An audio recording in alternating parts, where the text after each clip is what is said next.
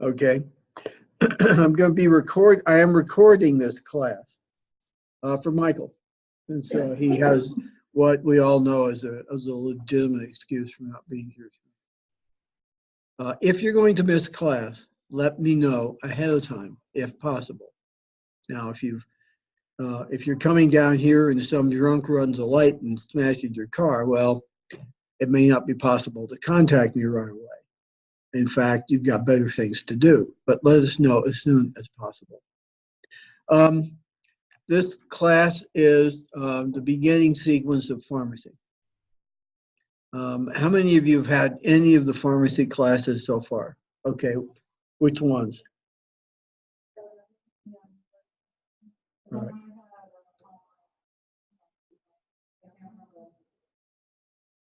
I'm sorry. Yeah, okay.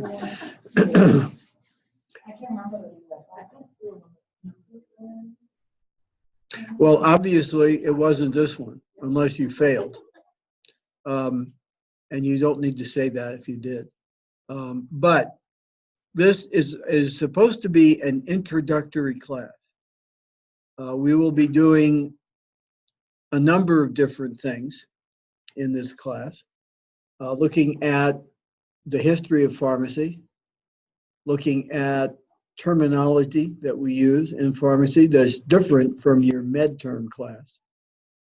Chapter 4 of your text is part of this week's reading, and Dr. Moini goes into medical terminology, so it's a nice review, and you probably should do it because medical terminology is one of those things that we forget altogether too often. So the other thing we're going to talk about is the hospital pharmacy setting. Now, that seems a little odd, but because of this week's discussion topic, which is automation in pharmacy, it's a good way to get into that discussion. We have in this particular class, this is following what we call the blended model. You've all heard that term, I'm sure. Basically, 50% of your at least 50% of your effort will be out of class. You already know that. That's the nighttime model we've been following for years. So what will happen is you'll have a discussion, an assignment, at least one assignment every week, and an assessment. And then you'll have your daily checkpoints. And there are 6 daily checkpoints a week. 4 of those are part of your grade. The other 2 are extra credit. So right there you have an opportunity to get a little extra credit if you wish. So that's what the structure of the class will be. We'll have some lecture time each week, and we may or may not have some sort of in-class things to do that I will give you. But tonight we're mainly going to be talking. So questions about the structure? You're used to this. Okay. So what I want to do, some of you I don't know, I haven't had in class yet. So I'm just going to go down the attendance list so I can start getting to know those of you I haven't had the pleasure of teaching yet. So Michael, we know is not here. Hope, we know Hope. Brianna? She's always late. All right, well, we'll see if she comes in. How late, usually?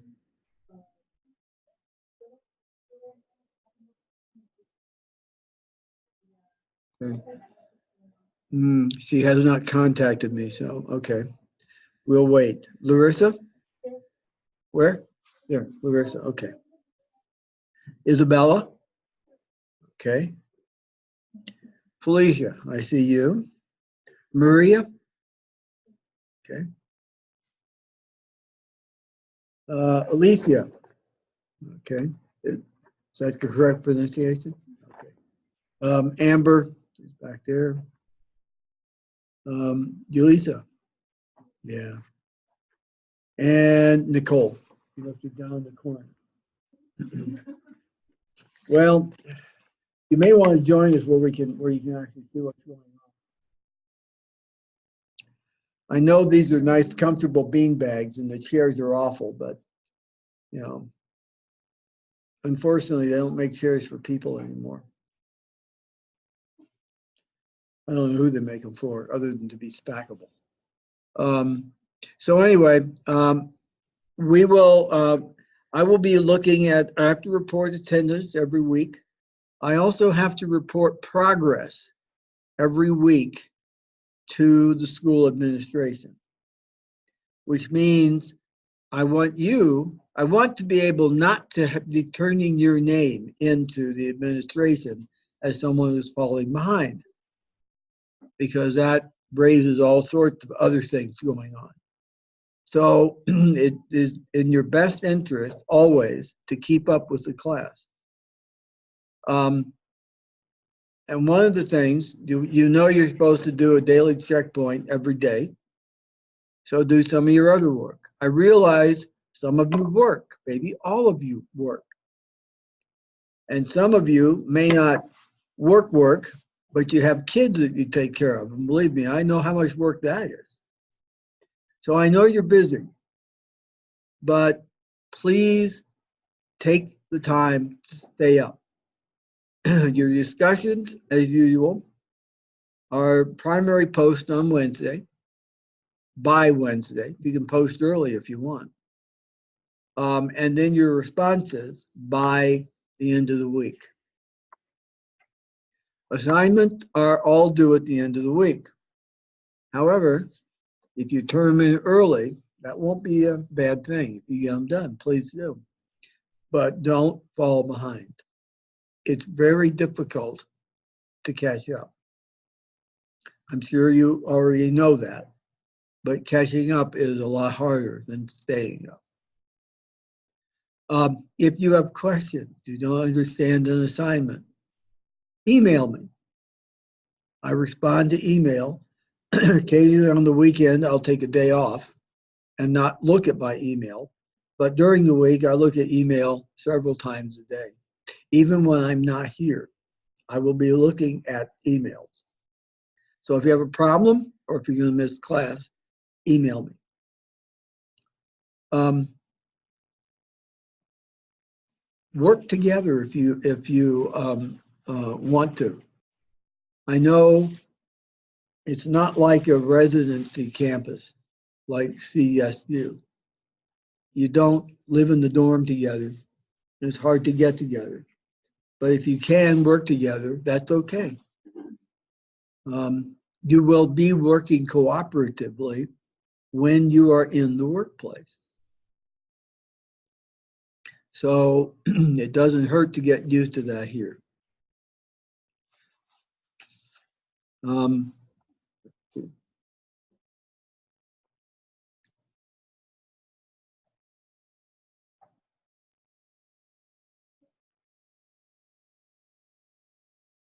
All right. Each week, you'll see a couple of things that are housekeeping sort of things. One of them is the week overview. Basically, it says what you're going to learn. The other is the weekly readings and tools.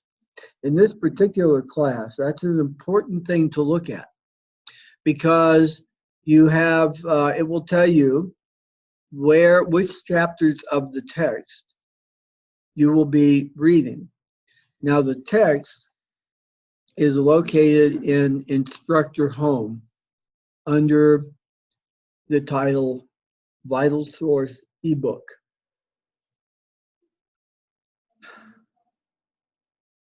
If I pull that up.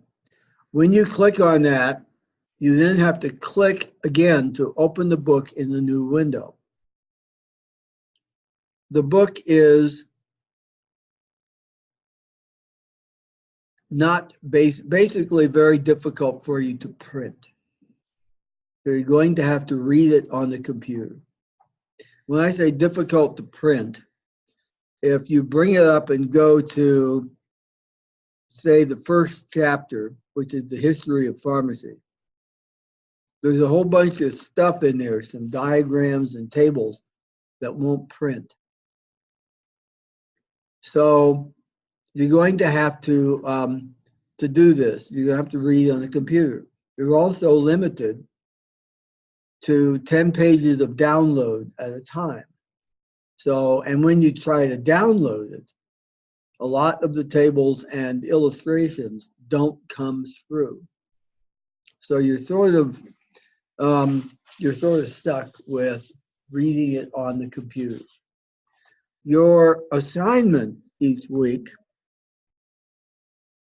will include the readings and then downloading some worksheets and creating a Word document and putting the answers to the questions, and they'll tell you which questions you're supposed to answer, into the Word document and submitting it. That's your assignment. So you have to read it, you have to download the worksheet to know what you're writing. So that's another thing that you find in the readings and tools and in the assignment. You'll find the links to those things. That's the structure here. You have an assessment every week. The assessment is what we call a mastery assessment, where you'll have the usual multiple choice and true-false questions. Maybe a few multiple select. If you see a question that reads,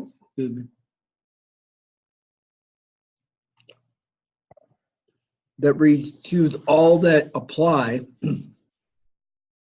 it probably means there's more than one answer.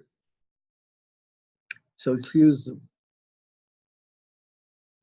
If you see a question that requires that you write out an answer, either fill in the blank or a short answer or say an equation or something, the quiz will not self-grade.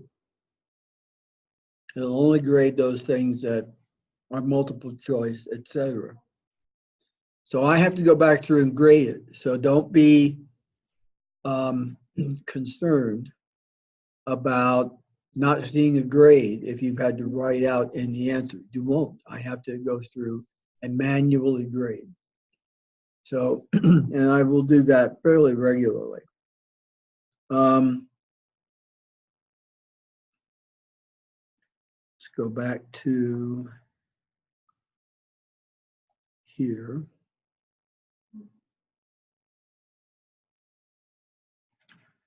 The assessments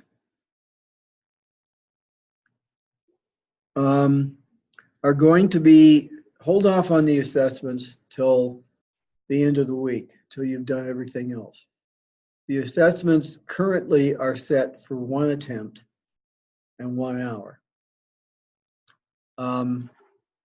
I am going to assert my freedoms as an instructor to take the time limit off and give you two attempts to do these assessments. I view assessments as learning opportunities rather than punitive opportunities. So you can do it twice. It'll keep the highest score. If you happen to get 100% the first time, well, good, you're fine. But it will keep the highest score of the 2 attempts. So don't go into it worrying about having a limited amount of time. You won't. Now, depending on the structure of the class, there may be the last weeks, there may be a limited amount of time. All work is due Saturday night. the last week of class, I asked that everybody get everything in by Thursday night. And what I will do is my usual, which some people have already seen me do, I will open up the daily checkpoints at the end of the last week. So Wednesday through Saturday will all open up on Wednesday. They will expire Wednesday, Thursday, Friday, Saturday, sequentially. But you can get every one of the checkpoints done on the last day of attendance. That's to give you an opportunity to have a few days off before next month, at least from my class. So that's generally the way the class is going to be structured. So questions? Okay.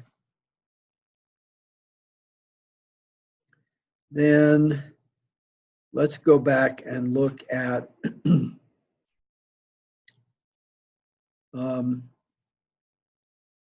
a few things. Let's see. I'm going to bring up the assignment first, which is to download those worksheets. Now, on the break, I will make some copies of the worksheets for this week. Because I think that'll be a little easier on you, and because they're kind of screwy. But so what you will do is complete the sections of the worksheet that are assigned in the readings and tools. And then then create your Word document with the answers. And then I will have to then go through, obviously, and grade that assignment. So it's not a research assignment. We may have one of those later on in the mod. But this one, some of these assignments will not involve doing research. We don't have, for instance, a library research assignment per se in this class. Okay, the way it's structured right now. But you will have to do some looking.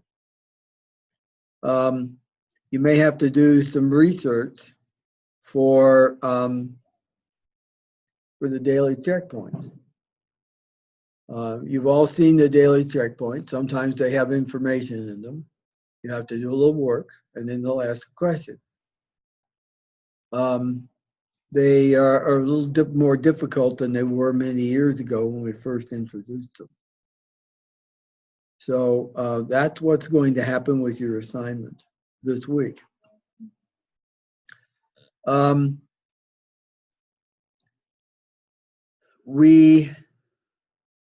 will not, in general, record this class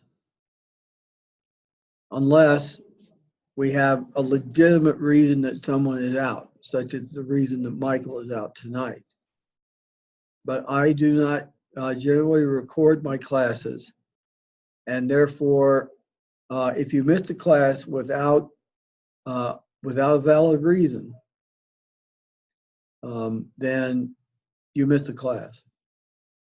But if you have a valid reason, I will record the class and send you a link, but only you. I will not broadcast it to the class.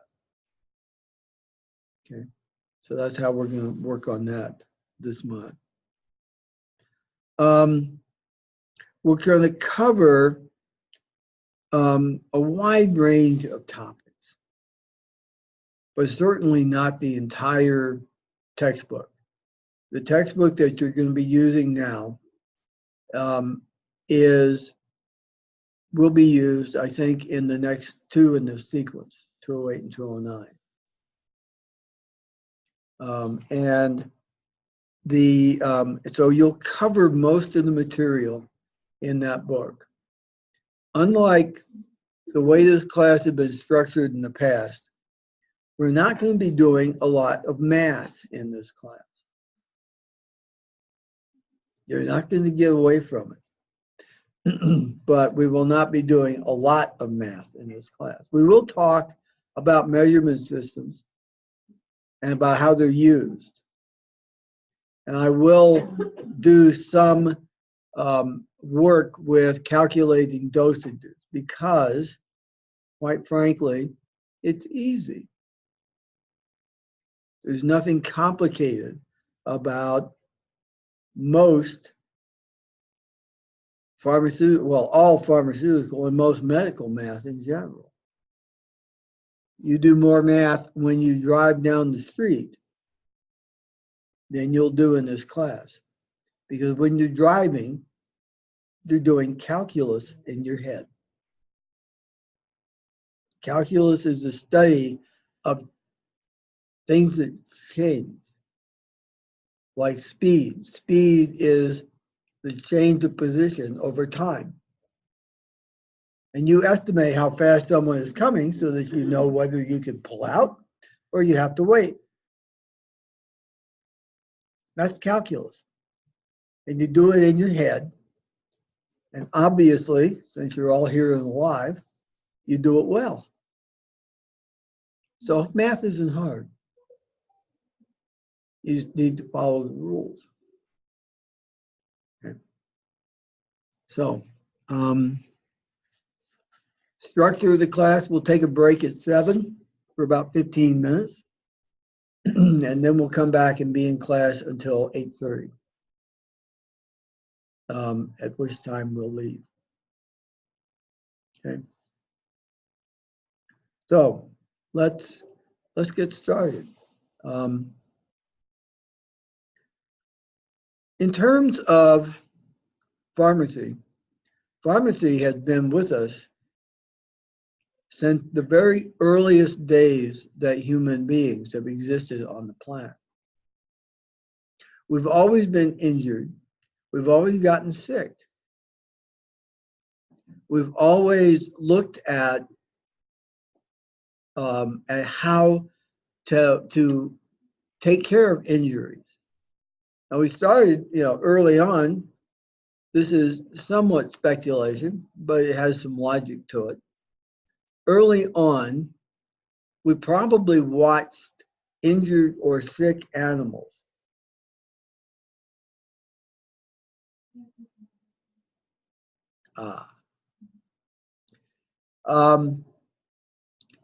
And what did they do? What things did they eat? How did they take care of wounds? You've all seen dogs and cats. They get hurt and they lick, they clean the wound. So that was one thing that people learned early on, was clean the wound. They watched what animals did. They watched what was done, and then they experimented. We've had that for years. Back in, and many of these things were passed down through tribal shaman, the medicine men and women in the tribe. And as societies began to coalesce, people began to specialize. In a coalesced society, in an integrated society, there are people who do different tasks, just like they do today. And one of those was healer. And healing was done using natural cures, herbs, minerals. Sometimes they would cast spells, because there was a belief for a long time that diseases were punishment of the gods. So they'd pray over you, try to appease the gods. Later on, we learned that that's not quite that simple. but we do have other things that go on, developing many natural cures. This happened sort of simultaneously in all parts of the world. Everywhere there was civilization, there were healers. There were people who found herbs and minerals and things that treat. Many of them are still used today. Anyone who uses naturopathic or homeopathic medications is using things that have been used for millennia for curing disease. They're still in use today. We have certain minerals and natural products that we still use. One of the earliest curatives was extract of opium poppies. So it was opium. Still with us today, in both the original form and in the new opiate type drugs we have, and still have the same problems that they used to. So,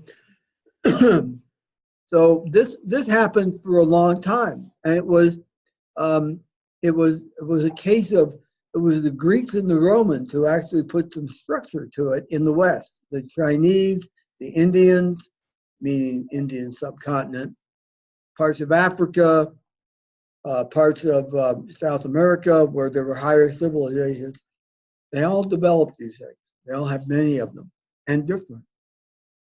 In fact, we still today will go into so-called primitive locations and hunt up the venison men and find out what they used for cures. We call that ethnobotany. There's a whole profession. Very interesting book, I can't remember who wrote it, called The Shaman's Apprentice. It was written by an American scientist who went into the jungle of Brazil and worked with healers there, and came back with many, many samples of healing products, some of which have now been developed into a form of drug. So it's a common thing. In fact, been going on up until, actually was going on up until the late 18th, early 19th century. That was the way a lot of medicine was done. There are very interesting stories of people who were doing a lot of the work to develop some of the early cures. There's a story about the grandfather of Charles Darwin, Erasmus Darwin. He was a physician and one of the leading intellectuals of his time. And he used to go around the countryside with a chest containing a lot of little drawers in it. And he would go into a village, find a local healer, and ask what they used for treating disease. And then he would take samples back to his offices in London and try them. So he was an experimental physician as well. Those that worked, he kept. Those that didn't work, well, he threw them away. But that was the model up until the latter part, really, of the 19th century, when through experimentation and the science of chemistry had developed, so that people could start manufacturing their own products. The very first one, and it was a product that we still use today, was a product derived from willow bark. And the Greeks used this for treating inflammation and pain and fever.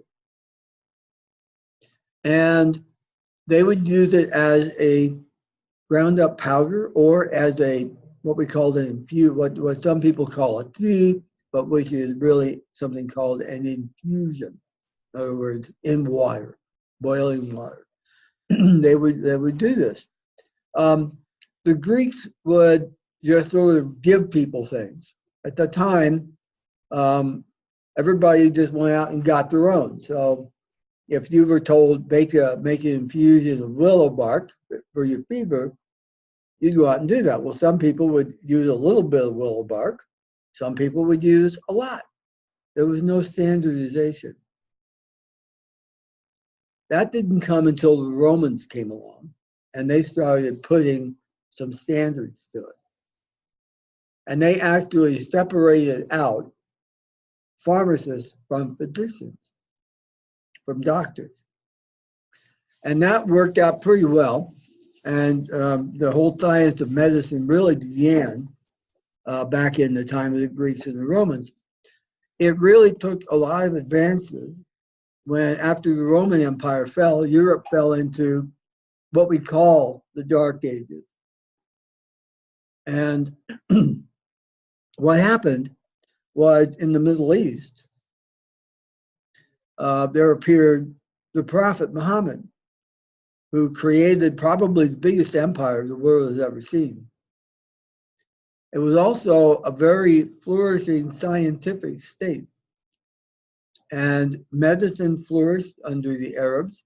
In the 10th century, they had anesthesia, cataract surgery, and a lot of other things. They developed means of injecting drugs into people that mimic what we do today. So there's a lot going on.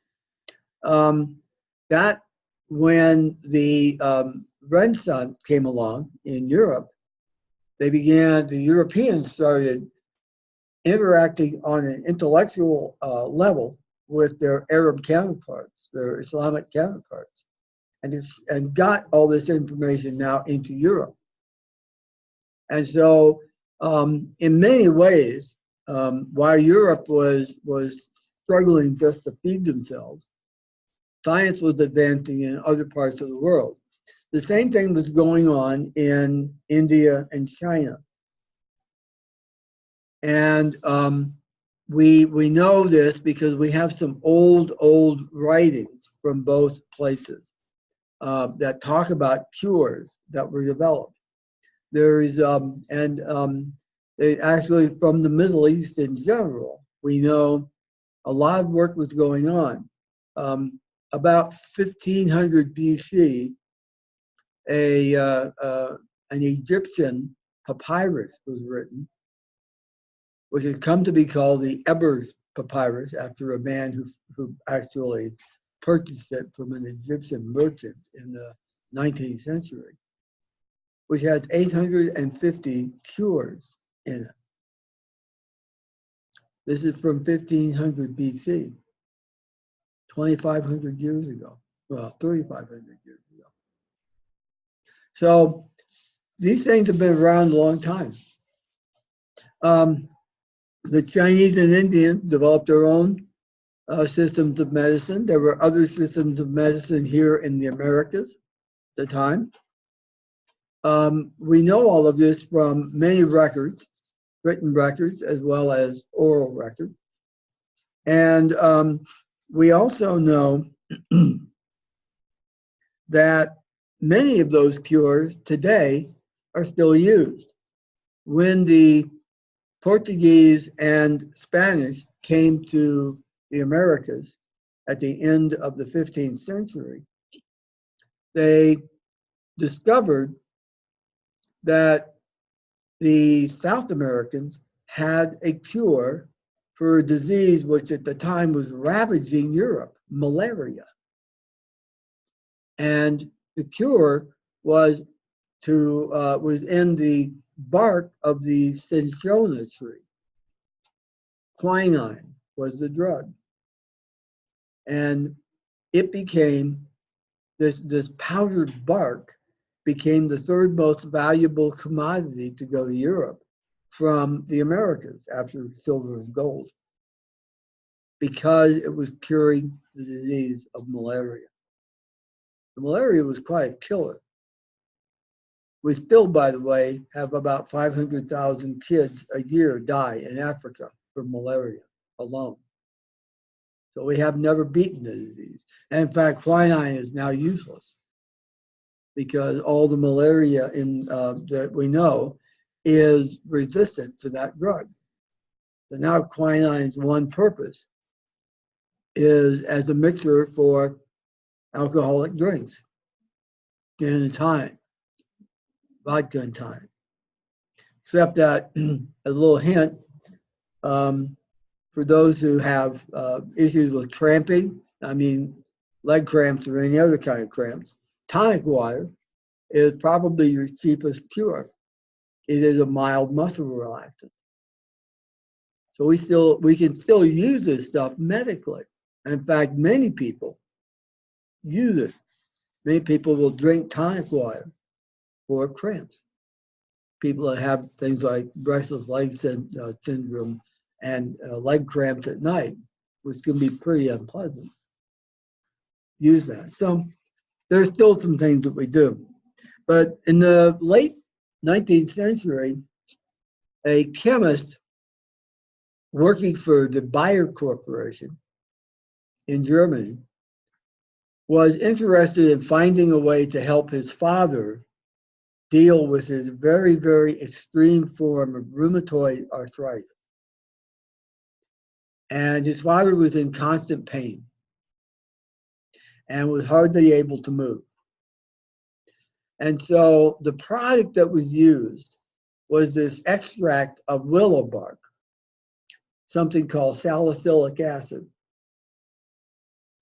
And the problem with salicylic acid is that it is very, very corrosive to the stomach.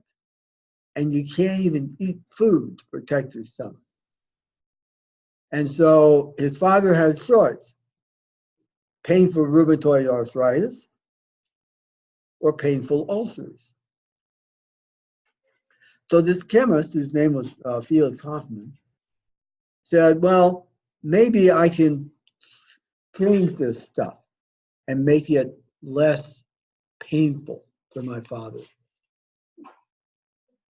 And so he did. He spent some time and he developed something called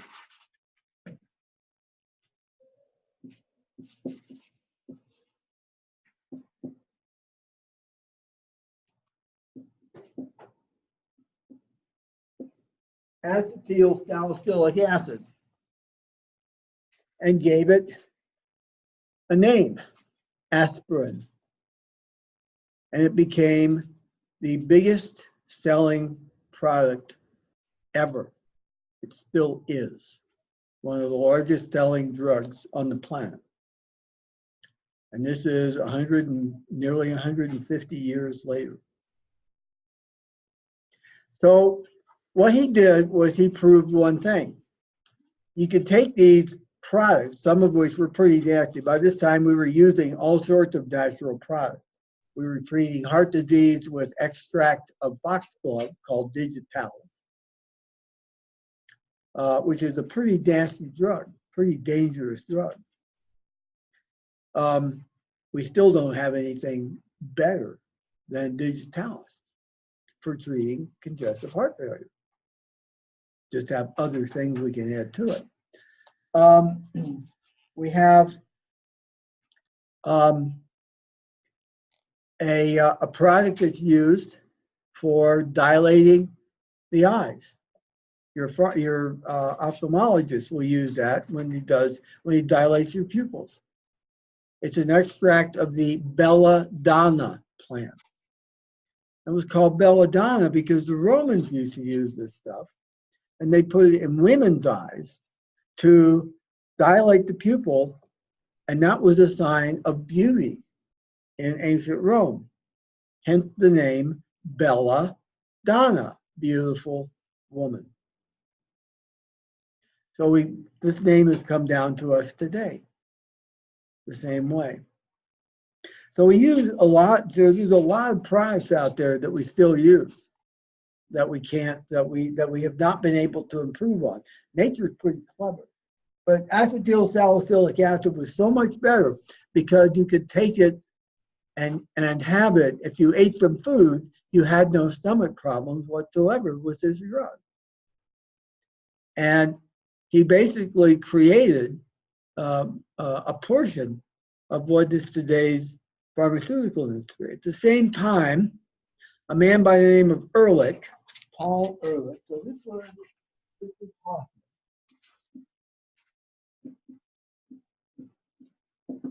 And Paul Ehrlich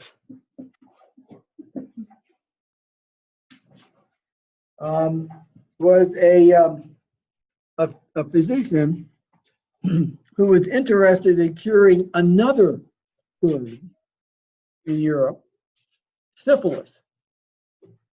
And the cure for syphilis at the time was arsenic. Now, arsenic sometimes cured the disease by killing the patient. Not exactly what we like to see. So what Ehrlich said was, well, maybe I can incorporate arsenic into something that will keep it from killing the patient and will kill the microorganism. And the microorganism, treponema, was very difficult to kill. Obviously, you have to use arsenic to do it. So Ehrlich spent several years, and he finally came up with something that he called compound 606, which means that it was the 606th preparation they made, and it worked. And it was marketed for curing syphilis. It was marketed as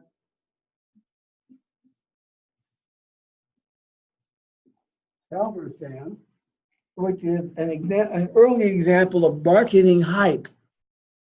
Stands for salvation from arsenic. Okay.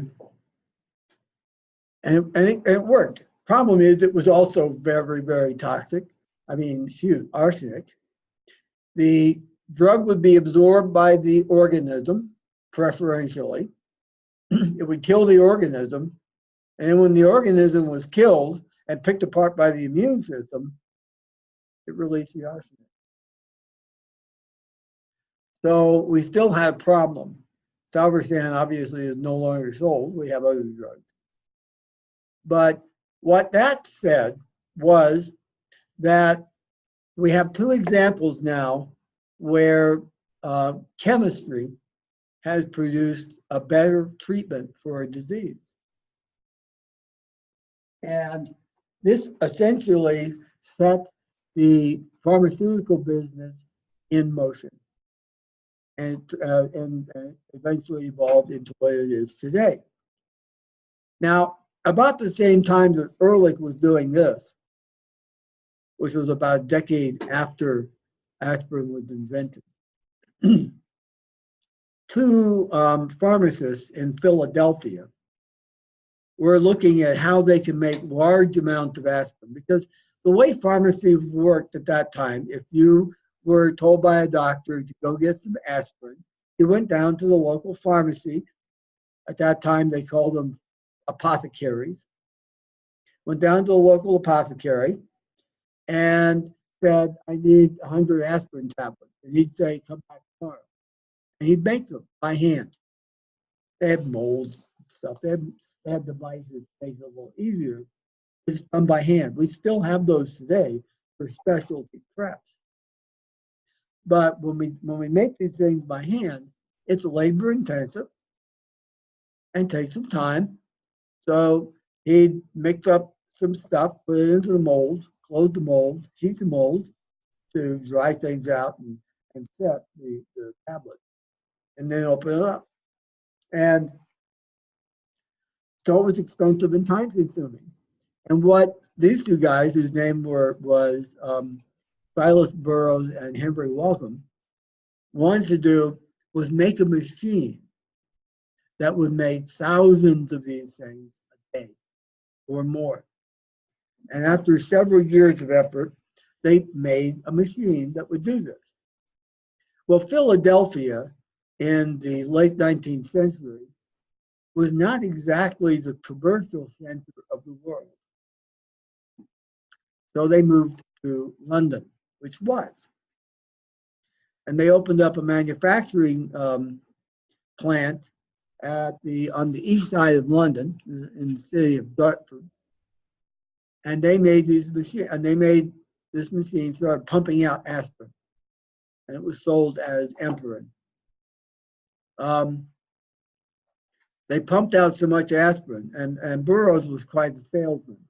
Within 5 years, they had 95% of the aspirin tablet market in the world and made a lot of money. That organization evolved into something called the Wellcome Foundation, which I used to work for. So I know this story pretty clearly. So I worked for them for a number of years, for 20 years. And they no longer exist. They're part of GlaxoSmithKline today. But they are the company that went on to develop the first antiviral drugs and the first anti-HIV drug, among many, many other things. We also had 3 Nobel Prize in Medicine winners, which is very unusual. Most of the time, they don't go to pharmaceutical people, but it's because of the research orientation of the company. But needless to say, they did it, so everybody copied them. And so the pharmaceutical industry was born and started developing. Well, the real kick to the pharmaceutical industry came as a result of World War II.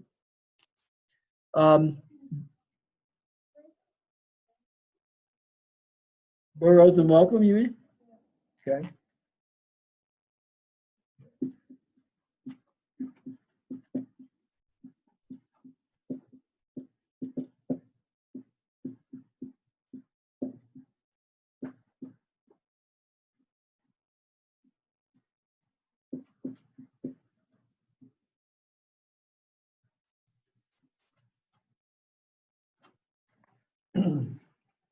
Okay, and I have not misspelled Wellcome's name. He had 12.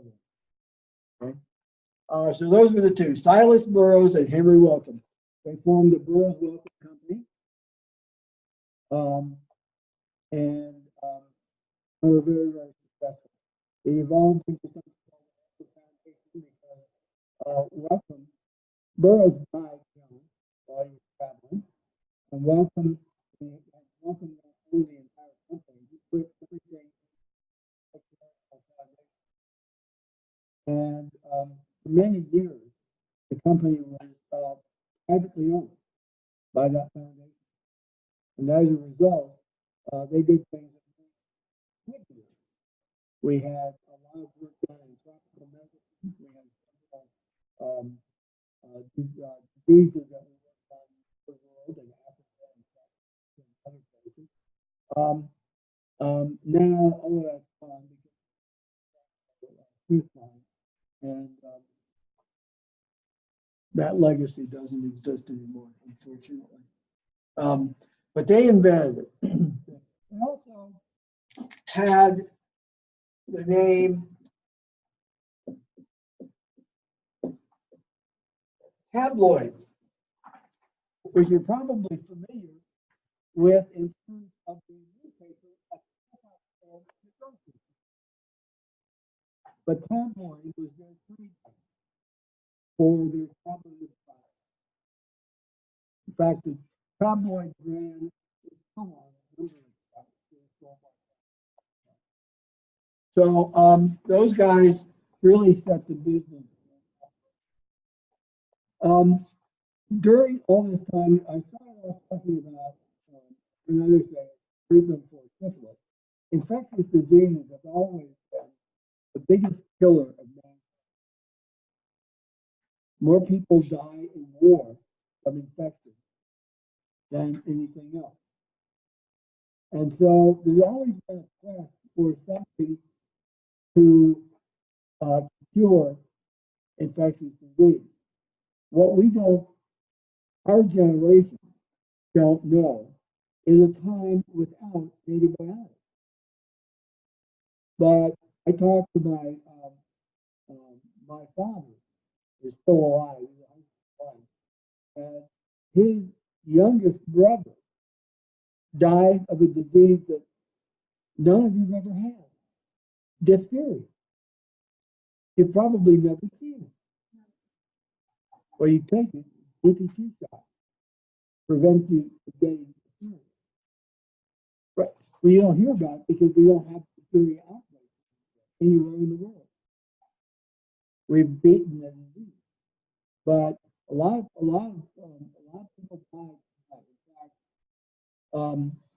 the treatment of infectious disease and prevention of infection through public health measures has added most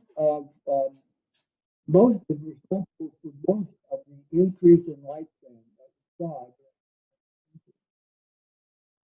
So what happened is a lot of work went into it. Nobody could find anything. In World War I, so many people died of infectious disease that government really wanted to find something. So in 1928, penicillin was discovered by accident, but it was still discovered.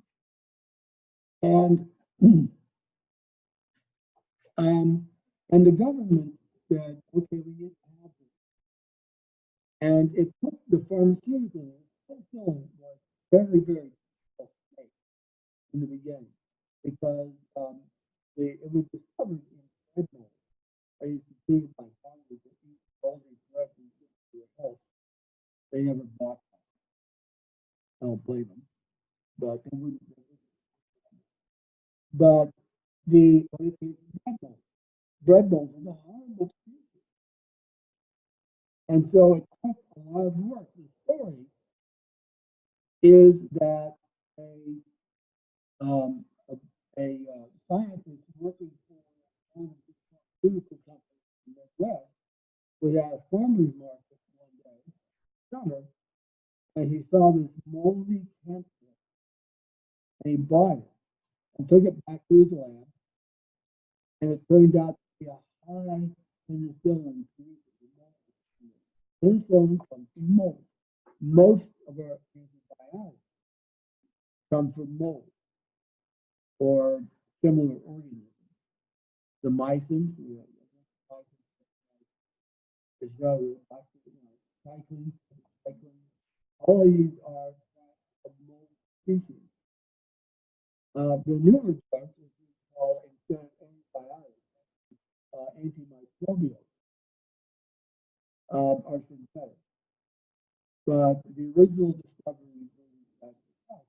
So government finance. At that time, penicillin could only be given by injection, so it had to be several trials.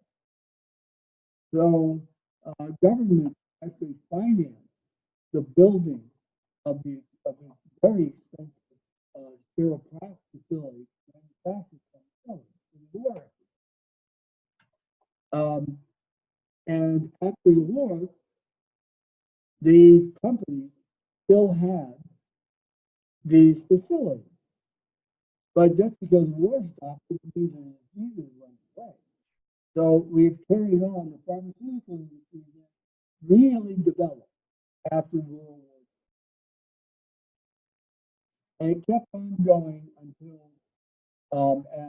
in the form that it was previously, until the late 1970s, with the discovery of recombinant DNA technology and the ability to encourage microorganisms cells to produce protein drugs. And it's going on today in the development of gene therapy, meaning taking defective genes and replacing them in patients with working copies. We have a few examples of that. And we have no idea where it's going to go from there. There are many things going on. That, in a nutshell, very much in a nutshell, is how pharmacy has developed today. Along the way, pharmacists and apothecaries were not happy with that development because, of course, their livelihood went away. When the tableting machines came along, they lost a lot of livelihood because they made a lot of money making tablets. Now the big companies took that. So they made their money after that because they had to stir up preparation. So they made their money there. And now that was gone. And so now the pharmacy is working in partnership with the pharmaceutical industry. We still have pharmacies that prepare drugs. It's called compounding pharmacy.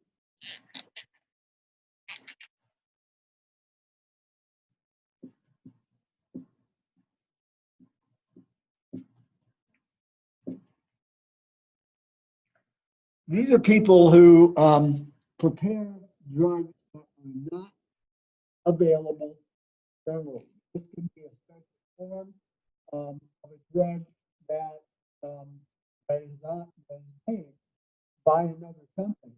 Pharmaceutical compounding is not readily available product, commercially available product. But if someone needs a specialty, if you are, say, trying to say something that you are allergic and you need the drug, you go to a compounder, they'll formulate something that will work for you. We also use compounders for preparing pediatrics and special mixtures, especially of kids. But compounders do that. Now, the pharmacies work with the pharmaceutical companies to distribute drugs. Pharmacists also know a heck of a lot more about drugs than doctors do. Doctors only really study human pharmacology, which is drugs, in their first year of medical school. So by the time they get out of med school and get out of residency, it's been 8 or more years since they formally studied drugs. Pharmacists, that's all they do. So doctors and pharmacists actually work very close together now. If you have a question about a drug, you can ask the doctor, but the real source is a pharmacist because that's all they study. Doctors have many other things they have. Pharmacists, drugs, specialty. All right, it's time for a break, 8:15, and we'll get started again.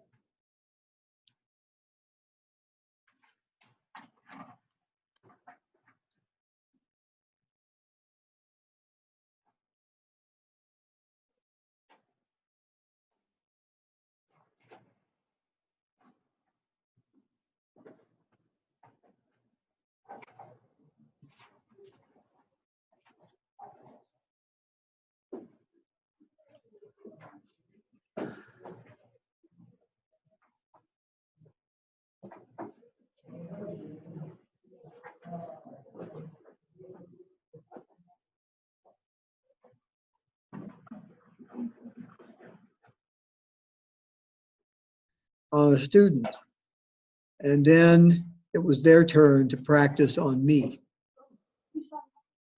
I know, I know. Well, it's kind of hard to watch when you're getting poked, but I would do it because I could tell how good the poke was from the field.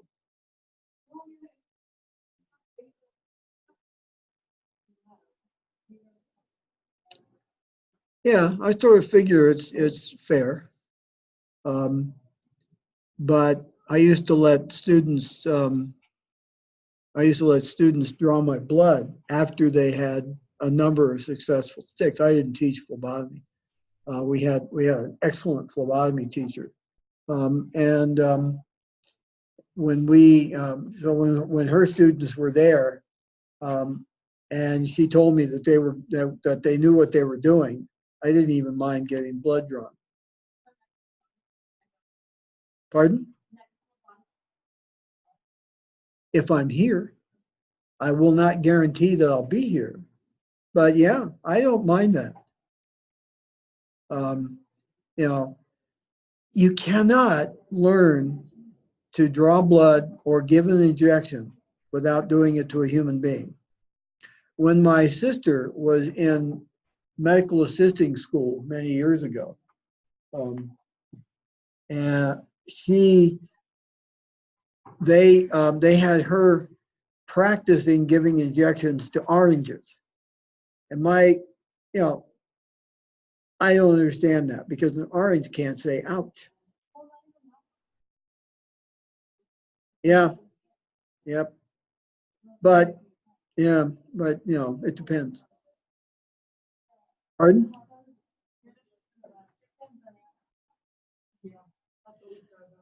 Chicken is closer to human. Hot dog isn't, but it's getting used to actually poking things, I guess. But we just start right off with doing that. In the first class, it often surprised people. But we had big campus down in Denver at that time, and so I would go around and recruit people from other classes as well. So we often have a crowd.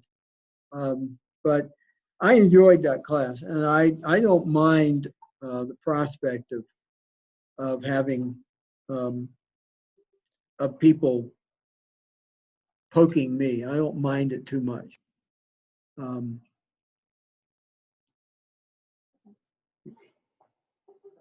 okay, so what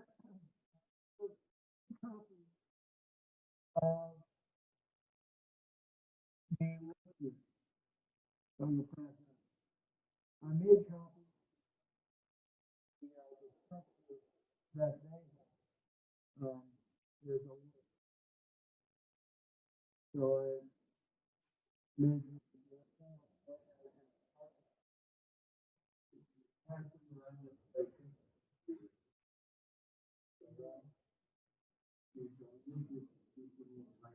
so remember and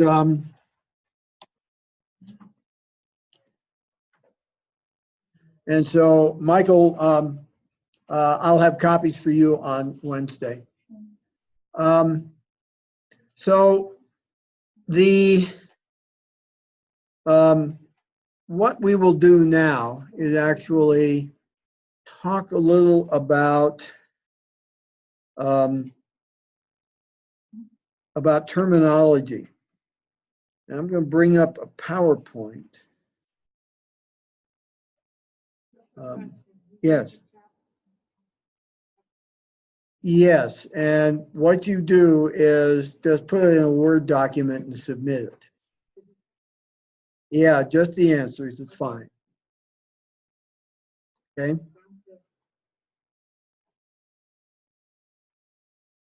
Amber, you have a question? Well, the problem is I need it by the end of the week. Well, if you turn it in Wednesday, that's fine. I will take it that way. Yeah, I mean, it's the same thing. So if you want to do it that way, but it has to be by Wednesday. Otherwise, I will not have a chance to grade it until next week when I've already had to turn in the report on your progress. So, as I say, I'd rather keep as many of your names off that list as possible. I'd rather say everybody's perfect. So, so we'll try it that way. So what I'm going to do is actually we're going to try. Let's see what we got here. Come on, where's my show? All right, we're going to try and see if this works. Is that awake yet? Or does it still have a problem?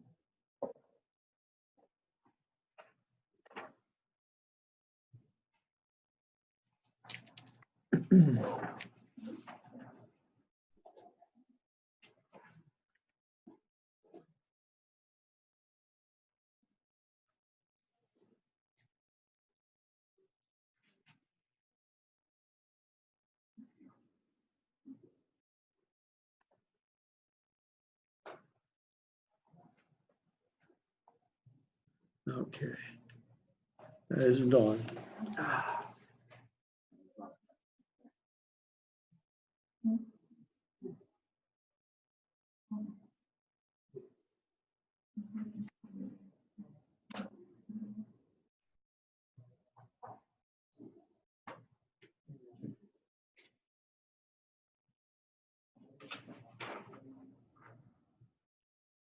All right, so that's coming up. We're going to talk about some terminology. I'm going to skip through a lot of the general medical terminology and go mainly to the pharmaceutical and pharmacy terminology that we'll be using. All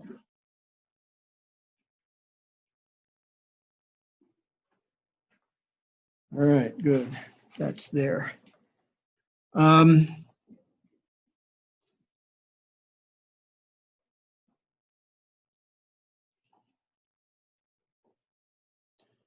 Okay, you all know that terminology, we have our own terminology in medicine. We have a mix of English and Latin and Greek and other language terms that have been adapted to medicine. And you all know that words are consisting of a core, and prefix or a suffix that modify it. Okay, and common ones are there. You have a whole series of chapters in the book on terminology of various body systems, and we're not going to go into that because you've all had medical terminology. I hope relatively recently, but this is a good chapter to review some of that stuff. We've all seen all of these things. And we have lots of different meanings. Most of these meanings come out, as I said, of either Greek or Latin origin. We have suffixes, prefixes, various combining forms. So in general, you want to go with, when you're interpreting a medical word, look for the root, the suffix, and the prefix. But start with the suffix, and when you're trying to define that term. For instance, arthritis, the suffix itis tells you that it's inflammation. And the arth says it's of a joint. So it's a joint inflammation. So you define the term in that way. We're going to go quickly through these. I want to get down to to other terms.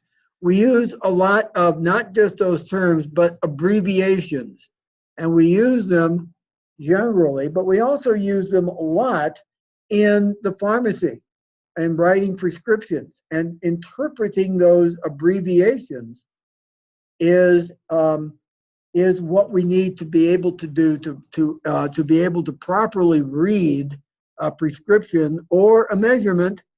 And we use it a lot in general medical terminology. So prescription abbreviations include these and more. AM, made in the morning, PM, obviously, easy. BID is twice a day. BIS, MDA. BID is 2 times a day. We also have TID, T 3 times a day. So don't get confused. A lot of people will say, oh, T, that must be 2. But it's only 3. D is twice a day. C is with, this comes from now, the Latin, cum, C-U-M, which means with. D is a day, lick, L-I-Q is a liquid, M-I-S-T is a mixture, which comes from a Latin word as well. NTO, nothing per mouth, non per ora, ora meaning mouth. PRN, as needed. So if a drug is given PRN, that means if you need it. Many prescriptions for opiates are written with a time period and a PRN, meaning only take it if you need it. So we have Q2H, meaning every 2 hours. Q4H is also every 4 hours. So the 4 is the important part. Now, as I said, opiate prescriptions are often written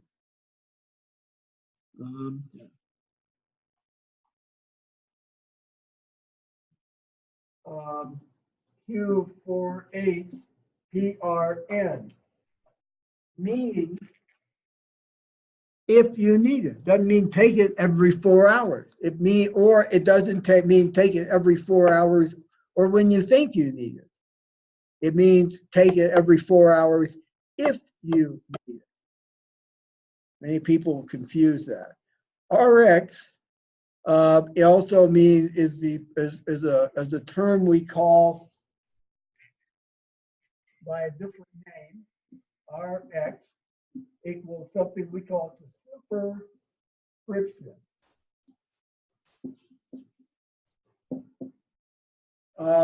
The term that means a prescription. SIG means instructions to the patient, again from the Latin. Signa, also known as a signa, means instructions. And stat, S-T-A-T, means immediately. Now, that has two meanings. In an ER, an emergency room, that usually means right before you need it, right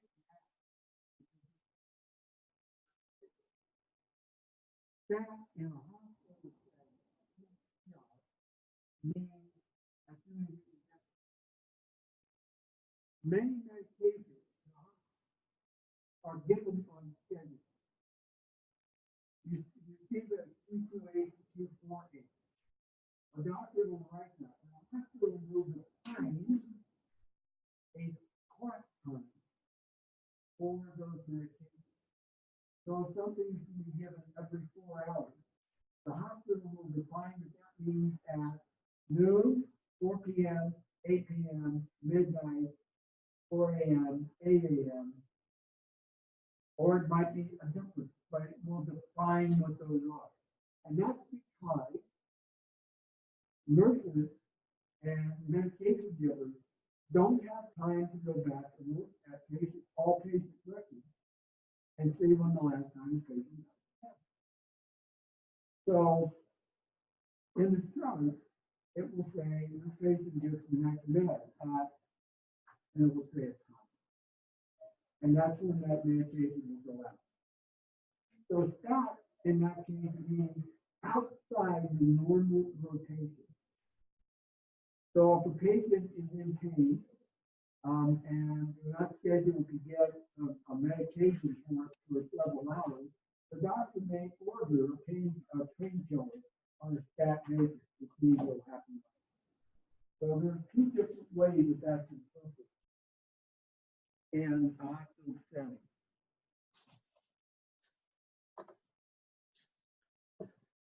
Now, measurements.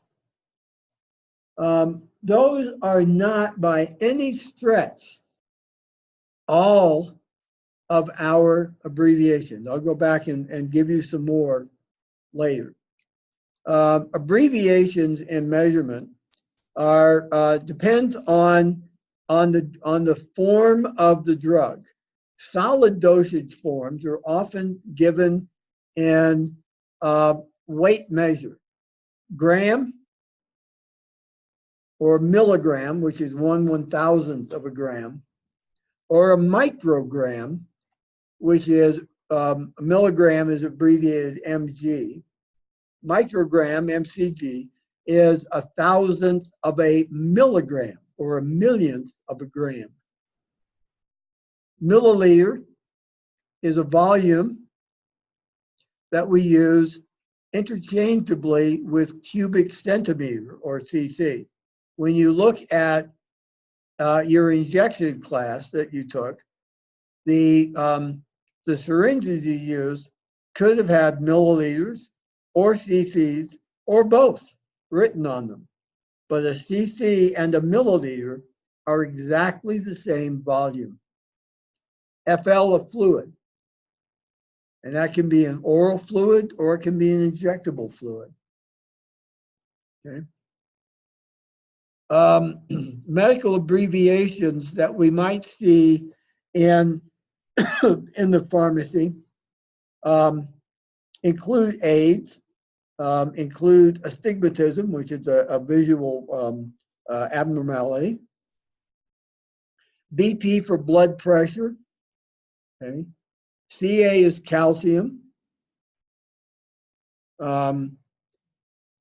We have other diseases. You'll see on medical records, CBC, which is a complete blood count, okay, or CHF, which is congestive heart failure. CNS is the central nervous system, and others. You'll see the use of an X is very common, as in the diagnosis, DX. You'll see that is very, very common to use an X. You'll see surgery.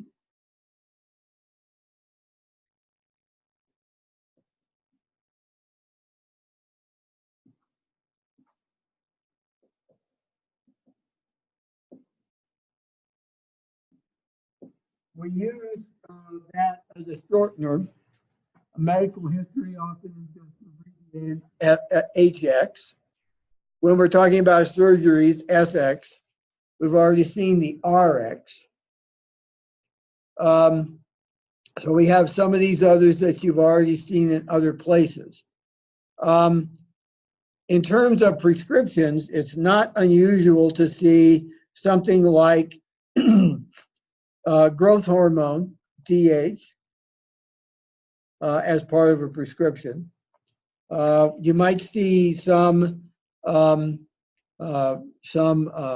mention for a treatment course. GERD is common, gastroesophageal reflux disease. Or you may see an order for an electrocardiogram, or you may see any other of these things. We see disease abbreviations like irritable bowel syndrome, IBS. K is potassium. It's a mineral that's given to treat some conditions. MI, you all know that that's a heart attack, myocardial infarction. Or an MRI as well for magnetic resonance imaging. Here we have something that you have to be careful with. MS can be multiple sclerosis. It can also mean magnesium sulfate. Can also mean morphine sulfate. So it's one of those abbreviations we don't like to see used because it has too many different meanings. There's a whole list, which I will give you maybe in the next class, of abbreviations that are not to be used in the hospital, okay? Because of exactly that, the possibility for confusion on the part of the caregivers. PT, you'll see often, capital P, capital T, usually means physical therapy. However, P with a small t is patient. An abbreviation you'll see fairly often, SC means subcutaneous. It's one of the ejection forms. All of you who took Pharmacy 107 gave some subcutaneous injections. You may see, often you'll see either STD or UTI. These are types of infectious disease, sexually transmitted or urinary tract. Urinary tract infections are the most common infections we see in hospitals. And that's because patients are catheterized, meaning they have a tube inserted into their urethra to make it possible for them to drain urine from their bladder. That tube, if it stays in more than 3 days, there's a very high incidence of urinary tract infections. In fact, about 40% of hospital infections are UTIs. So you've got white blood cells or white blood count, depending, again, on the context. So you have to be careful of that abbreviation. So now I'm going to leave that on, but I'm going to turn on the lights and give you some other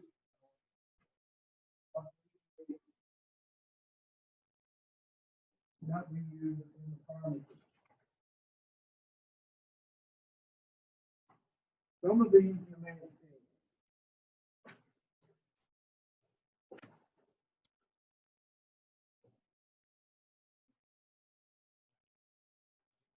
That are not there.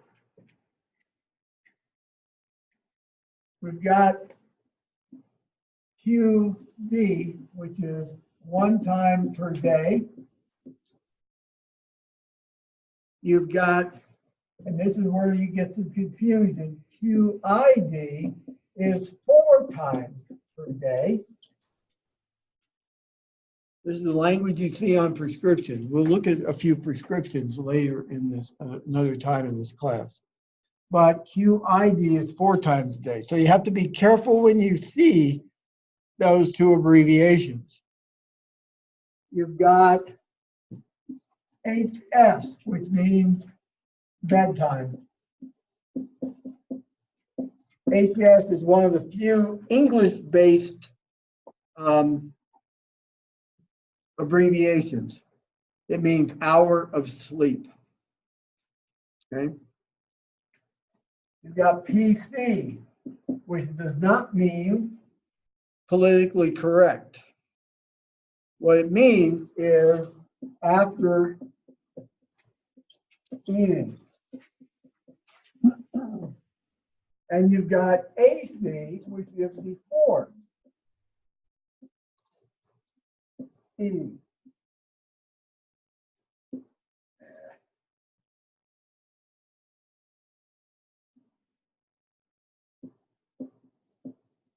Okay.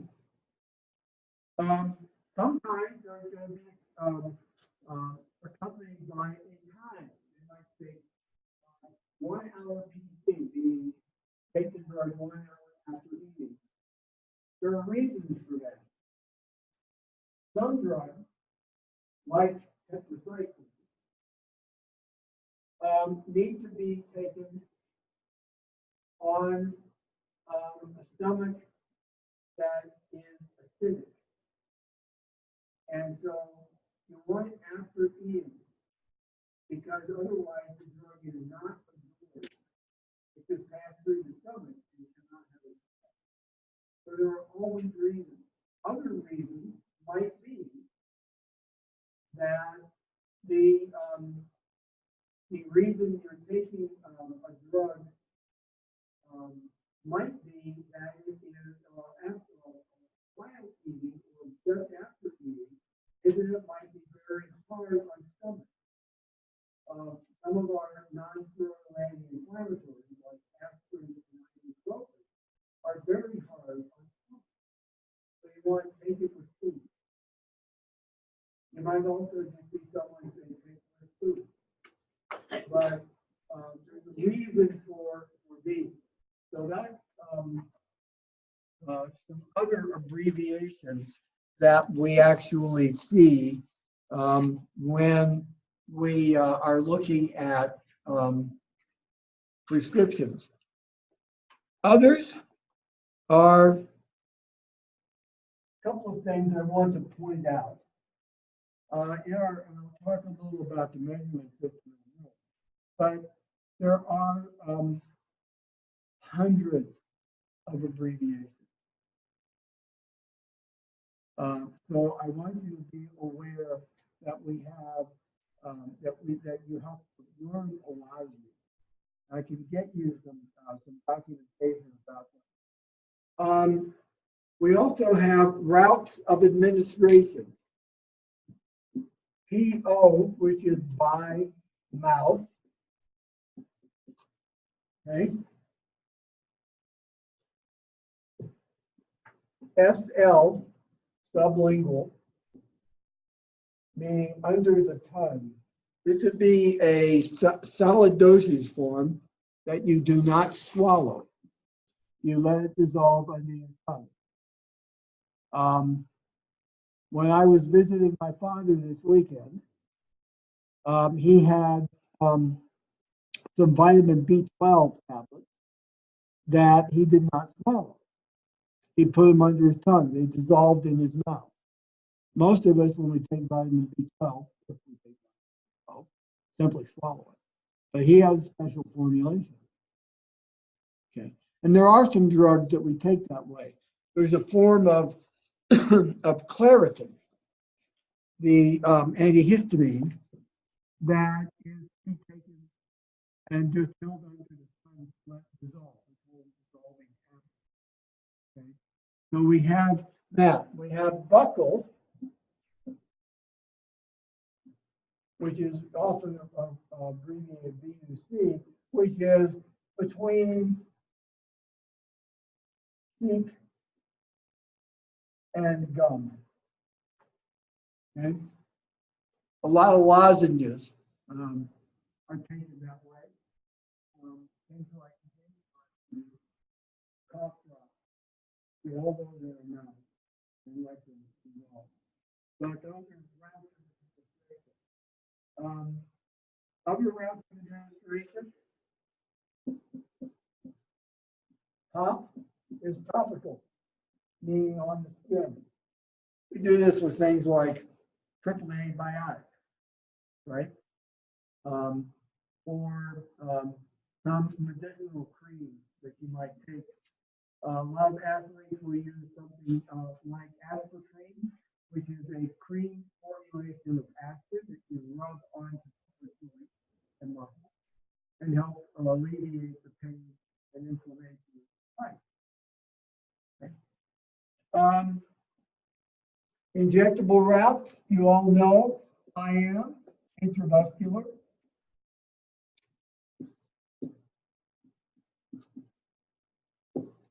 Sub-Q, subcutaneous, often misabbreviated SQ.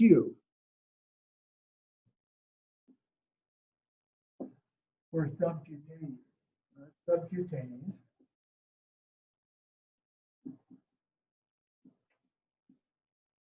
So that is between the dermal layer and the muscle. Okay. You all see, you remember intradermal, which is between the epidermis and the dermis. Remember that very shallow injection that you gave. There are other routes of administration. IV is intravenous. Meaning directly into the bloodstream.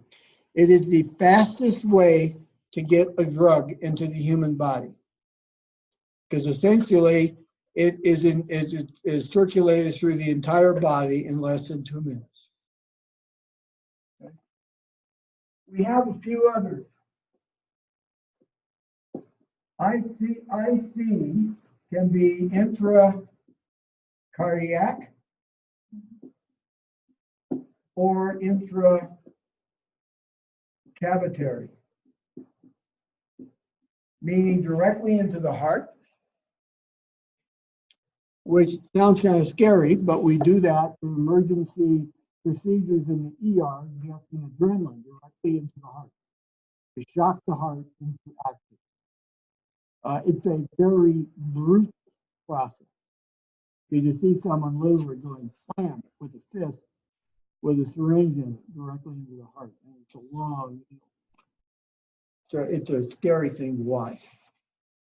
Intercavitary might be into the pleural cavity or into the abdominal cavity, but not into muscle or lung or organs. Okay, so it goes into a cavity within the body. Okay, intrathecal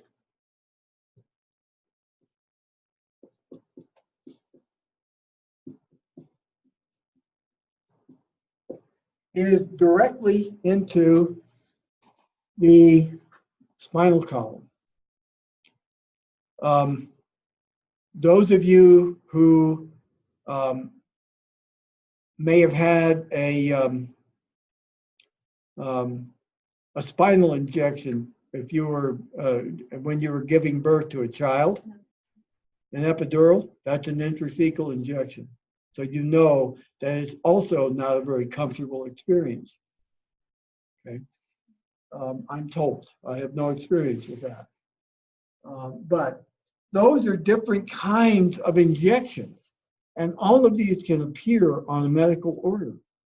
Mostly what you're going to see in the pharmacy is going to be these oral routes and perhaps one of these four, intravenous, intradermal, subcutaneous, or intramuscular. You may give them if you're working as a medical assistant. You know, as a medical assistant, you may be giving flu shots. Those are all intramuscular. You may be teaching people how to give themselves injections of insulin, which is always subcutaneous. You may, if you were working in a dermatology clinic,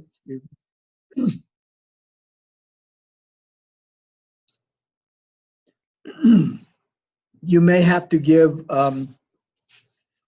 patients local anesthetics for skin biopsies, which are intradermal. Excuse me.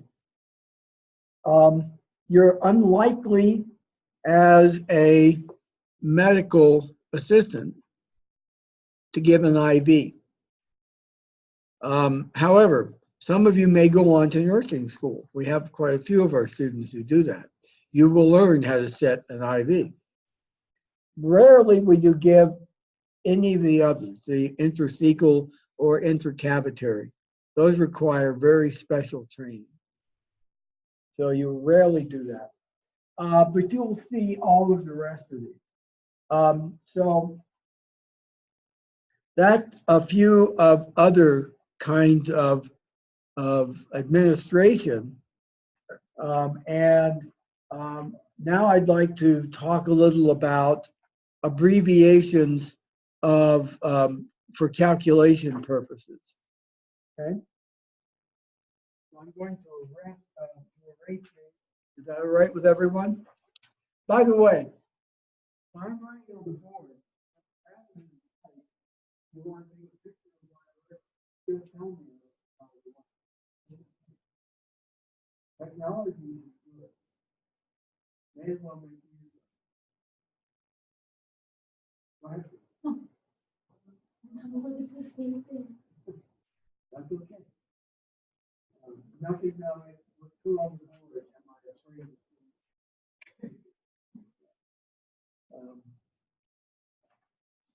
Okay, everybody fine?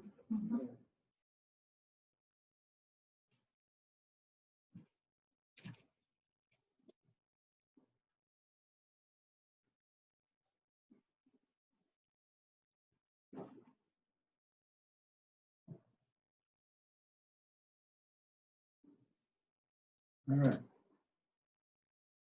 Now, in terms of in terms of the next slide or two here, I want to talk about drug names first.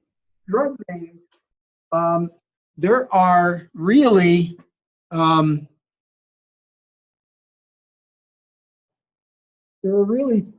three basic drug names. Remember, drugs are chemicals. And so every drug has a chemical name. Depending on the drug, that name can be fairly straightforward, or it can be a huge polysyllabic mixture of symbols and words and numbers and letters and all sorts of things that is unreadable to people who are not trained in chemical language. We don't use those. You will see them in the labeling of drugs, which you will see in other classes that we take here. You'll see those names and you'll understand why we don't use them. Some of them go on for 5 or 6 lines. They're that complicated. But they're necessary because they tell someone who speaks the language exactly what that drug is. And they can draw the structure out on a board, basically by looking at the name. We also have the generic name, or what we call non-proprietary name, meaning it's public domain. A generic name is applied to every drug. The generic name used to be a short form of the chemical name. Ibuprofen is a good example of a short form of the chemical name, which is isobutyl something or other. I can't remember the entire name. But it goes on forever. It goes on for a fairly good length here. So, but it is assigned proposed by the inventor of a drug and then accepted by an organization called the U.S. Adopted Names Council. And then generic names are now the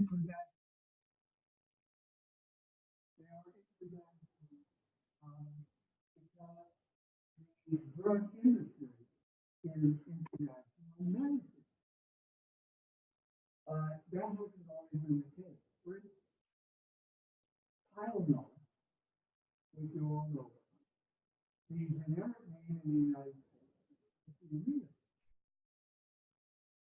Outside the United States, all right.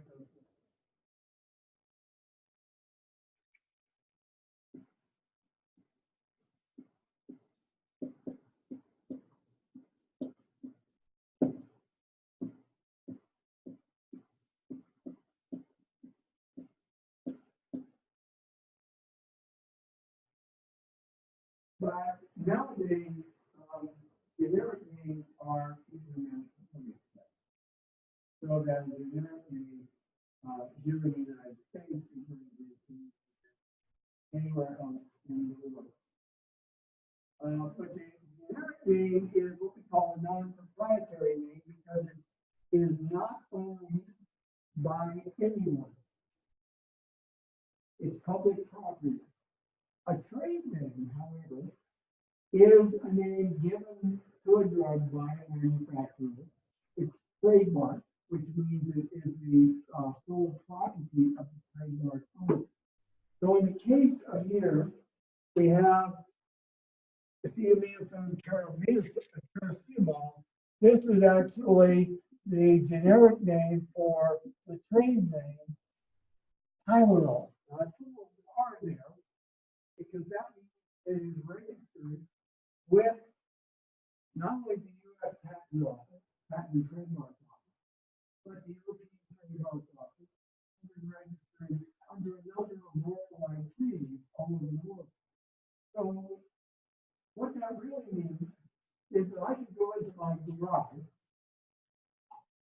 and assuming I could go through all the right hoops, I could make an acetaminophen product and sell it. Okay? I could not call it Tylenol because that belongs to Johnson & Johnson, and that's a trademark infringement. But I can sell the drug because it's off patent under the name just Tylenol. And usually what you see on usually what you see it marketed under is non-aspirin pain relief. That's what it is. So the name acetaminophen or paracetamol inside the U.S. is belongs to the public. The name Tylenol is privately owned. It cannot be used by anyone else. Now, drugs that are first, when they first go on the market, they're covered by patents for a certain number of years. Patents now worldwide are 20 years. But the way the pharmaceutical industry works, in another class, we'll go through just what it takes to develop drugs. But in the pharmaceutical world, it takes anywhere from 7 to 15 years to get a drug from discovery to the market. Somewhere along that time period, the company will patent. They won't patent it right away, but once what they need to protect that product and not have someone else patent it off from under it. This has happened a few times. Usually ends up in court as to who really owns the drug. That's a different set of stories. I can tell you a few of those. And so what happens now is that when that patent expires, that patent allows the patent holder to prevent anyone else from manufacturing that product. So during the lifetime of the patent, no one can manufacture. In the case of Tylenol has been on patent for decades. But while it was on patent, no one else could make it except Johnson & Johnson. So at the end of that patent life, then anyone could make it. They still have to get it approved by the FDA. But it's a lot easier to get something approved by the FDA when it's already jumped through all the hoops. And that's, of course, another question. So we have those different names. We also have abbreviations, excuse me, for many of those names. For instance, acetaminophen has, as an abbreviation, pharmacists call it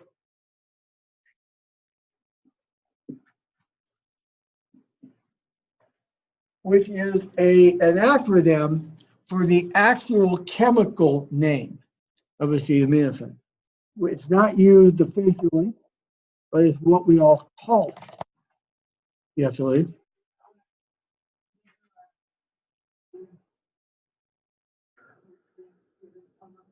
Oh, okay. All right. So you have those different names that we can call it. So names, as I say, often have abbreviations. You might see morphine, for instance, abbreviated morph, M-O-R-P-H. Also, today's world, acetaminophen would not be spelled that way if it were a new drug, because we have gotten rid of sounds and spellings that don't have the same sound in as many as possible languages. So today, acetaminophen would replace the PH with an F. We also do not use PH in abbreviations. That's going to be just a T, because some languages do not have the th sound. So we're changing constantly what that world is like. Okay. This list has some brand names and stuff. You can access this PowerPoint, by the way, through the shell. We have a number of different of names here. And you'll see them. Doctors will use generic names and trade names interchangeably. In the pharmacy, as a rule, if a generic is available for a drug, that's what insurance will pay for. Doctors can specify a specific brand name. There are reasons for this, and the reasons are not necessarily well understood. But for instance, generic forms of Ambien, the sleep aid drug, seem not to work for some people. So sometimes doctors will say it must be the brand name product. There are lots of reasons for this, but I don't think anyone truly understands why. But that does happen. Doctors can call for that. So we need to know, in the pharmacy, we need to know the generic and trade names of products. Okay. Okay, so let's go back to looking at other abbreviations. The federal quantities of life are greater than. We don't see this. We also don't see the and prescription. Half. That's the main thing. Million pounds or million dollars. That used to be nothing. So we'll see that in prescription. Sometimes we'll see a prescription be written out near the bottom. You'll see the hashtag. Doesn't mean that in front of it. And we're not using it.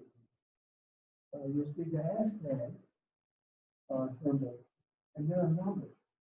And that tells you how many units of the drug you're supposed to give. You almost always see that with opiate prescriptions today. The doctor will say, will tell you to take a drug every so often, usually every 4 hours. PRN pain, every 4 hours and the pain. And then you'll say a number. And it depends on what prescribed.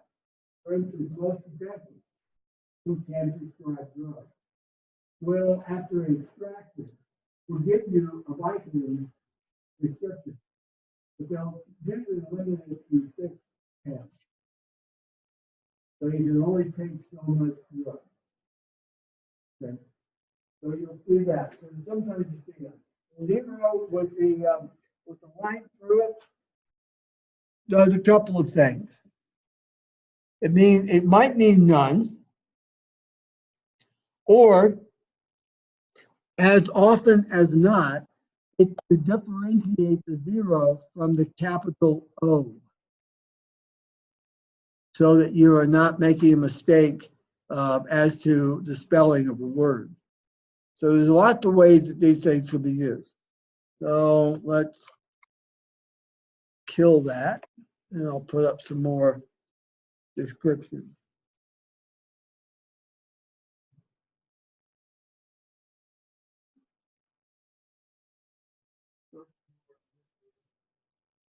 Now, our measurement system that we use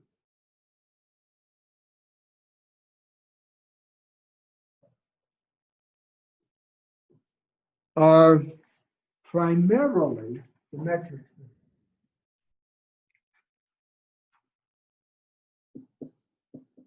But we often use, when writing instructions to patients, we will use what we call the household,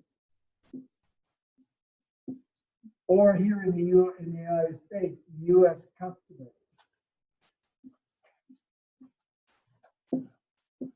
system. We'll also occasionally see measurements in the apothecary system. The apothecary system is ancient. It actually forms the original basis of the household system. The metric system came into existence at the end of the 18th century and is now accepted worldwide as official measurement system, including in the US. The official measurement system of the United States government is the metric system, has been since 1896 or something like that. And there's a reason for that. And that is that the rest of the world uses the metric system, and we are trying to correlate and have common systems worldwide. It is the major system in science and medicine. So the metric system is used extensively. And there are, in all measurement systems, there are three major classes. There are weight, volume, and length.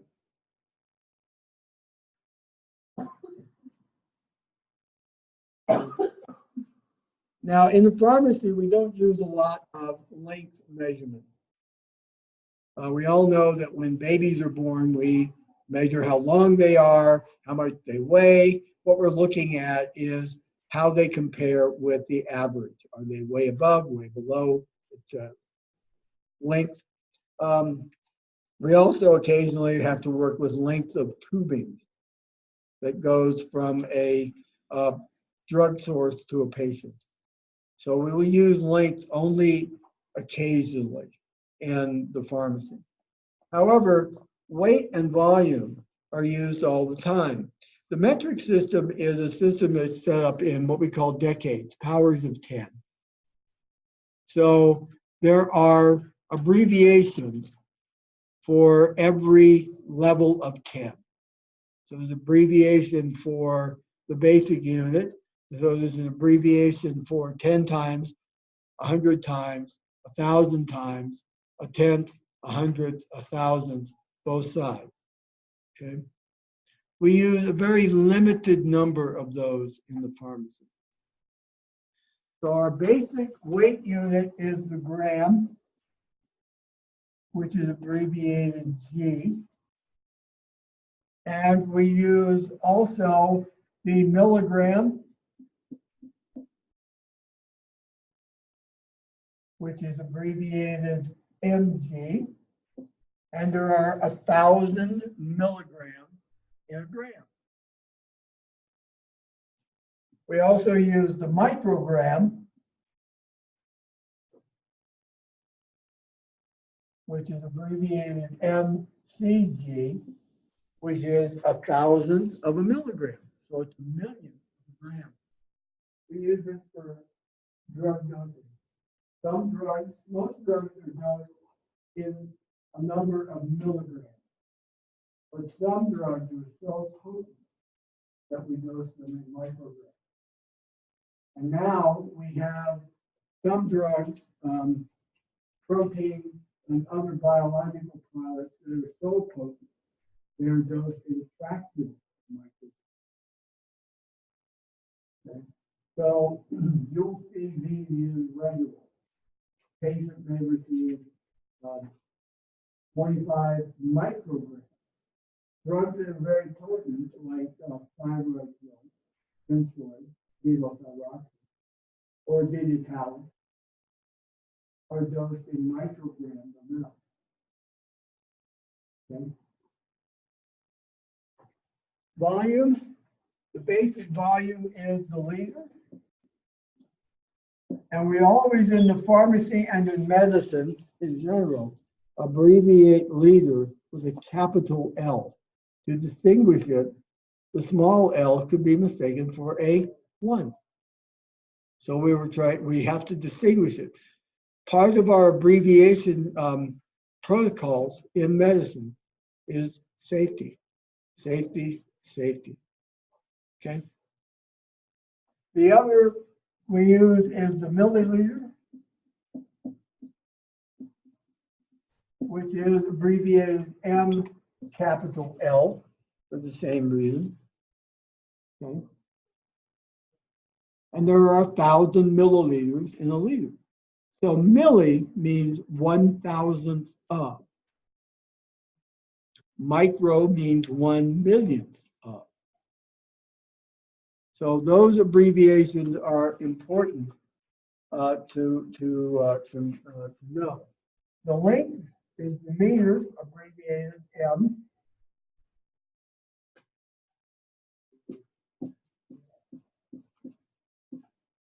And the centimeter.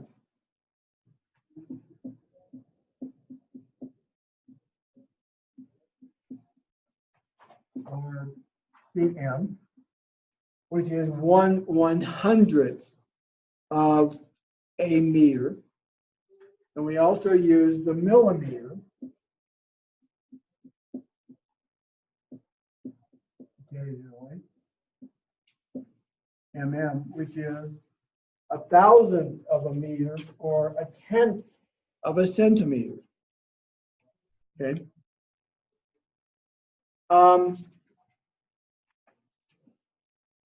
I will be bringing you on Wednesday a conversion rubric that will help you understand how to convert the various units one to the other very carefully and do it correctly, because that's critical to be able to do that. Because in medical calculations, we are often having to convert milligrams or grams back and forth between micrograms. So it's important that we understand how to make these conversions. I'll just draw it out, but I'll bring you a copy. If we have a gram to a milligram to a microgram, the conversion factor is written above the arrow. If we are converting from left to right, we multiply by the factor above the arrow. This is also the same as moving the decimal point 3 places to the right, for those of you who learned to convert that way.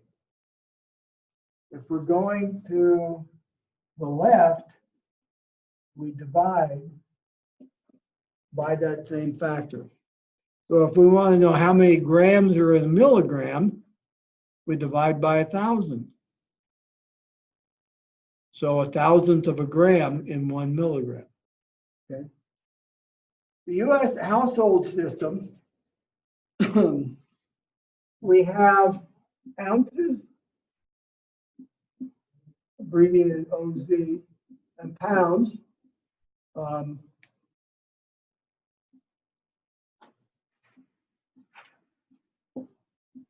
Which is abbreviated LB.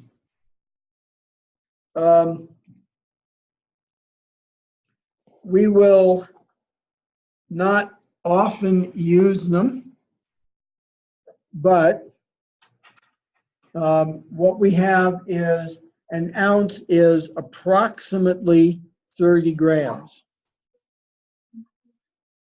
And it is approximately and then a pound is approximately 455 grams. Okay. Again, the rubric I give you will give you some conversion. You're most likely to be converting weights from pounds to kilograms, because some drugs are dosed based on the weight. So you'll get a dose of 5 milligrams per kilogram of weight. So that means that you have to know the weight of the patient. Most of the time, our weight isn't, and we need to convert to kilograms.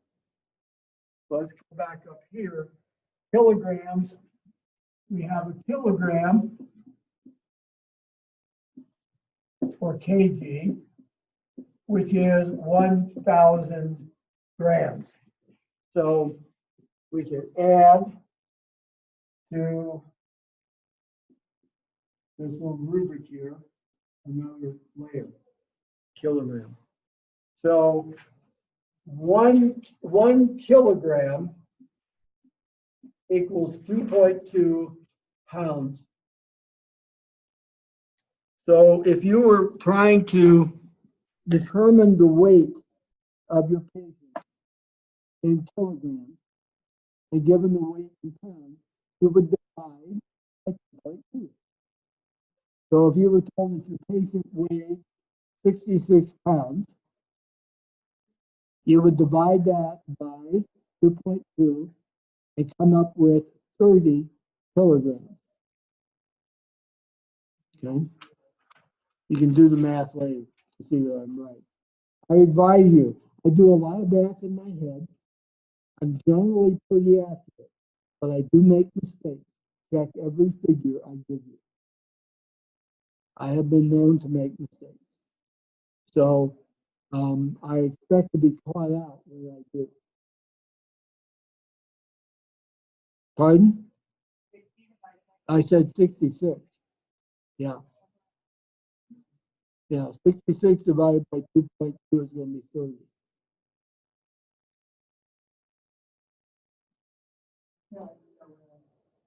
Pardon?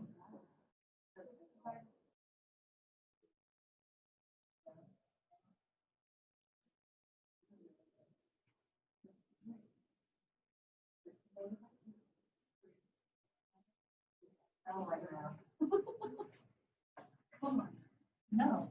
That's why God is made it. Okay. Okay. In volume, it's a little more complicated because there's lots of volume measures. But mostly in the pharmacy, we're going to be using two measures, three, actually. We're going to use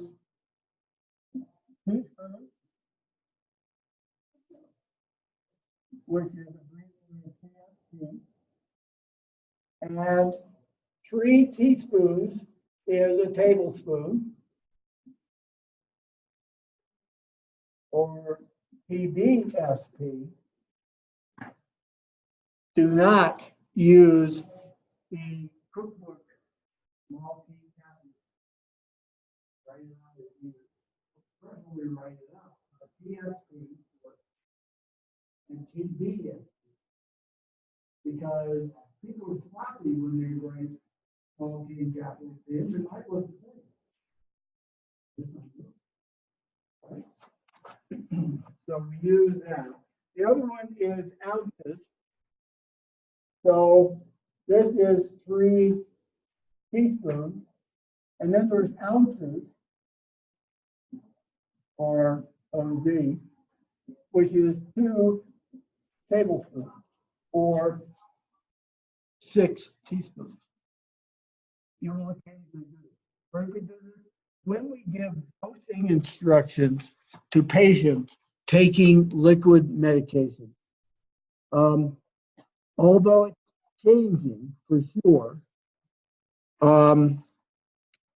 right now, it is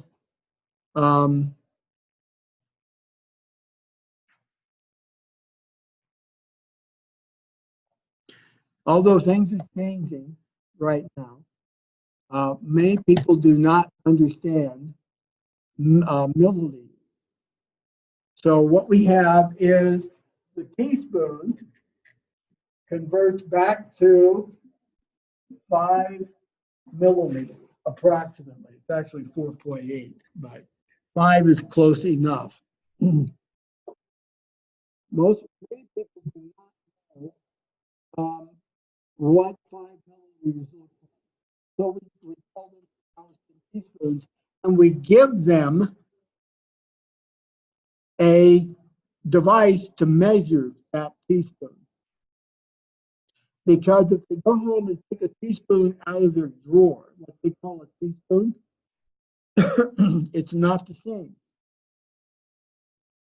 If they get a teaspoon measure, a recipe measure, that's closer. But even those are not good enough. So what we want to do is give them something like that. So, yeah. In length, we have the inch in the foot. You all know there are 12 inches in the foot. 1 inch is 2.54 centimeters. So it's not a nice, easy conversion. Now let's take a look quickly at the apothecary. The weight system in the apothecary is the grain, abbreviated GR. The grain was the time the grain weight of a grain of wheat. Well, today, you have to ask yourself, are we talking about a grass wheat or a bulgur wheat? Or maybe Egyptian farro? Very different weight. So we still carry that over. You look at an aspirin bottle, the white can see on there, they established to be 325 milligrams of aspirin, and that might say it's 5 grams. That implies, if you do the math, that 1 gram is 65 milligrams. However, if you look on a bottle of nitroglycerin tablet, it might say nitroglycerin 0.4 milligrams or 1/150th of a gram. And if you do the math there, that's 60 milligrams per gram. So it's not a consistent measure. Even if we agree on what a grain was. Standard definition is 65. So, but you still will see. If you think of a grain at 65 milligrams, you're not going to be far off. Okay. But, or 60, doesn't matter. But we almost never use this now because it's not, we don't know what those are. Volume is worse. Volume in the apothecary system. No, erase a little bit. Is the minimum or the gram or the fluid ounce.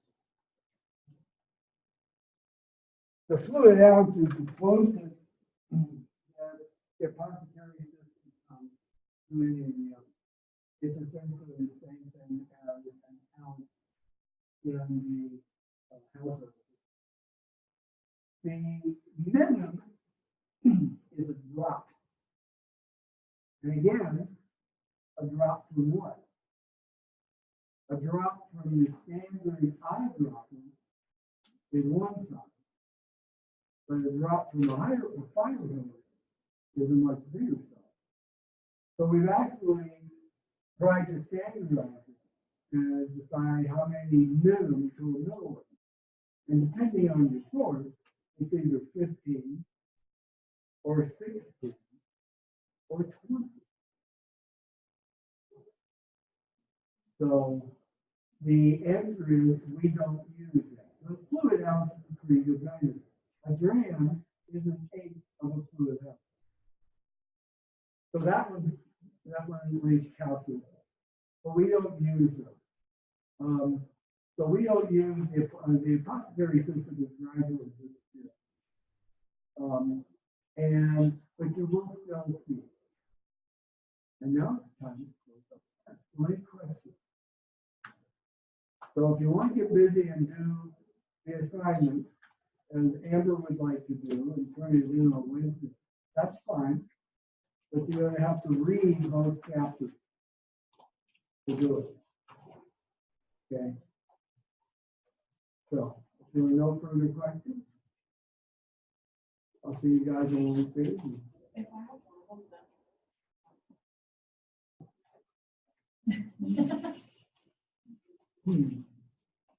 Because you were supposed to be listening to the lecture. So I won't embarrass you any further, right now. You can turn it in. I won't promise to grade it before Wednesday. But you can turn it in. All right.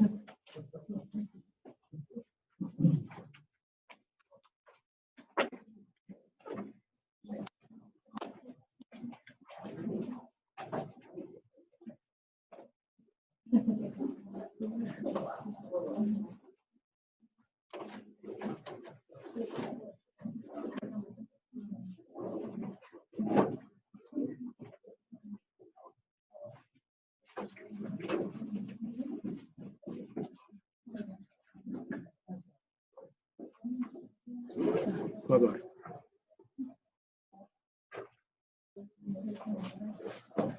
Yeah.